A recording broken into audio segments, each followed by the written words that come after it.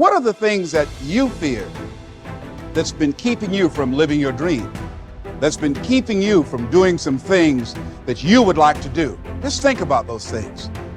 Every time your voice speaks and thinks about having something new, fear is there to squash it.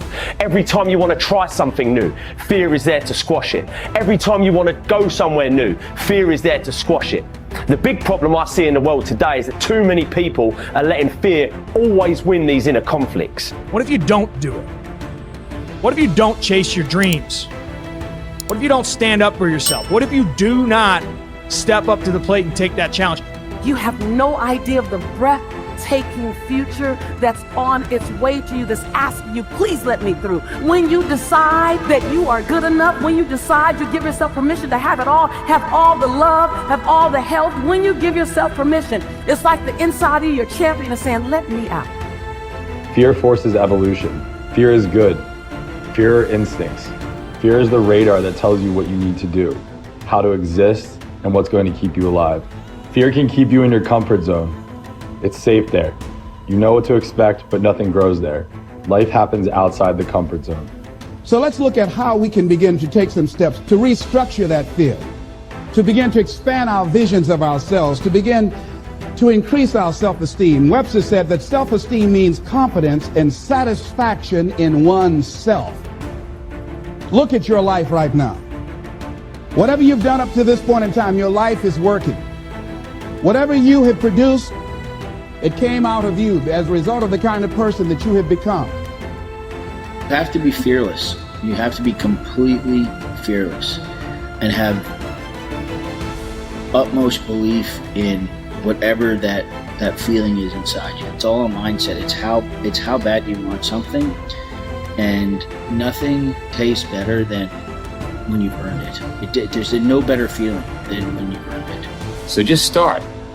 Stop talking about it. If not now, when? If not you, then who? Listen, someone else is starting right now. As long as you got air in your lungs, you have an opportunity to improve your current situation. So human up. Accept the challenge, change your associations, and soon you will find yourself receiving accolades and congratulations. But first you gotta say I do to the new you and commit to a lifetime of small wins that at times will seem meaningless and pointless. Are you in a position to quit? Or are you in a position to go harder? Are you in a position to go stronger?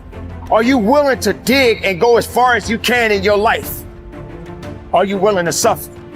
So instead of boxing yourself in and thinking only about all the different ways that something could be bad, could break, could fall to pieces, think about all the things that you could do if you take the action. The most common fears that we experience, which often sabotage all hope for success, are the fears of failure, poverty, and loss of money. These fears cause people to avoid risk of any kind and to reject opportunity when it is presented to them. They are so afraid of failure that they are almost paralyzed when it comes to taking any chances at all. There are many other fears that interfere with our happiness. People fear the loss of love or the loss of their jobs and their financial security. People fear embarrassment or ridicule. People fear rejection and criticism of any kind. People fear the loss of respect or esteem of others. These and many other fears hold us back throughout life. The most common reaction in a fear situation is the attitude of, I can't. This is the fear of failure and loss that stops us from taking action. It is experienced physically, starting in the solar plexus. When people are really afraid, their mouth and throat go dry, their heart starts pounding. Sometimes they breathe shallowly and their stomach churns. Often they feel like getting up and running to the bathroom. These are all physical manifestations of the inhibitive negative habit pattern, which we all experience from time to time. Whenever a person is in the grip of fear, he feels like a deer caught in the headlights of a car. This fear paralyzes action. It often shuts down the brain and causes the individual to revert to the fight or flight reaction. Fear is a terrible emotion that undermines our happiness and can hold us back throughout our lives. Fear makes come true that which one is afraid of. Now, even if it only comes true in the imagination, we must experience the tortures of that which we fear. Tortures often as not worse than those if what we feared actually came to pass physically in our lives. It's why the old line, "A coward dies 1,000 deaths. A brave man dies but once," is really true. Fear makes come true that which one is afraid of.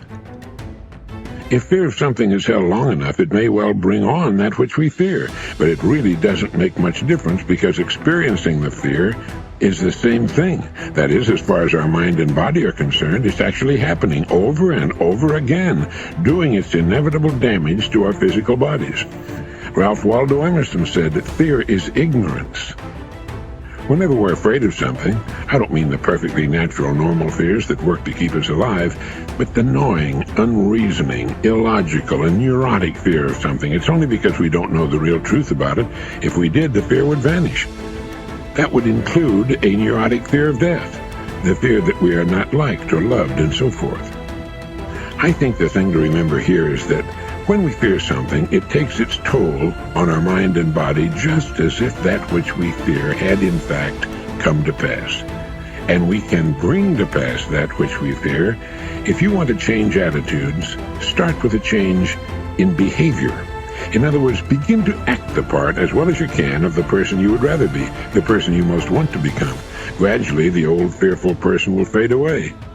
Dr. Frankl learned that by controlling his attitude, the concentration camp fell away. His mind was free to roam where he wanted it to roam, think about what he wanted it to think about. It was as free as the birds, freer really, for it could fly to the ends of the earth, to the ends of imagination in an instant. And so can yours, and so can mine. You need large amounts of self-discipline to deal courageously with all the fear-inducing events of your life. This is probably why Churchill said, "Courage is rightly considered the foremost of the virtues, for upon it all others depend." The fact is that everyone is afraid, and usually of many things. This is normal and natural. Often, fear is necessary to preserve life, prevent injury, and guard against financial mistake. So, if everyone is afraid, what is the difference between the brave person and the coward? The only difference is that the brave person disciplines himself to confront, deal with, and act in spite of the fear. In contrast, the coward allows himself to be dominated and controlled by the fear. Someone once said that with regard to warfare, although it applies to any situation, the difference between the hero and the coward is that the hero sticks in there 5 minutes longer. Fortunately, all fears are learned. No one is born with fears. Fears can therefore be unlearned by practicing self-discipline repeatedly with regard to fear until it goes away. Your ability to confront, deal with, and act in spite of your fears is the key to happiness and success. One of the best exercises you can practice is to identify a person or situation in your life of which you are afraid and resolve to deal with that fear situation immediately. Do not allow it to make you unhappy for another minute. Resolve to confront the situation or person and put the fear behind you. The only way to deal with a fear is to address it head on. Remind yourself that denial is not a river in Egypt. The natural tendency of many people is to deny that they have a problem caused by fear of some kind. They're afraid of confronting it. In turn, it becomes a major source of stress, unhappiness, and psychosomatic illness. Be willing to deal with the situation or person directly. As Shakespeare said, take arms against a sea of troubles, and in so doing, end them. The companion of fear is worry. Like twin sisters, fear and worry go around together. Mark Twain once wrote, "I have worried about a lot of things in life, and most of them never happen." So if you want to do something, if you've thought about something you want to do, take it head on. Decide that you're going to start looking at it, start doing research on it, start tackling it, start becoming involved in whatever and wherever it might lead you to begin to explore the possibilities in that particular thing that you're seeking so that you can begin to learn all you can about it. Decide that you're going to face it, that whatever shortcomings you have, that you're going to strengthen yourself there. Whatever training that's required, that you're going to go get that training, that you're going to get started right now. George Washington Carver would say, do what you can, where you are with what you have, and never be satisfied. S.B. Fuller used to say, and you heard Joe Dudley talk about, always strive to be more than that which you are. Yeah, don't get satisfied with yourself. Always know that wherever you are, you can enjoy more, that you deserve more. But most people, you know what they do? Most people go through life quietly and safely, tiptoeing to an early grave.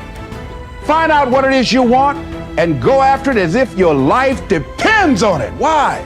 Because it does.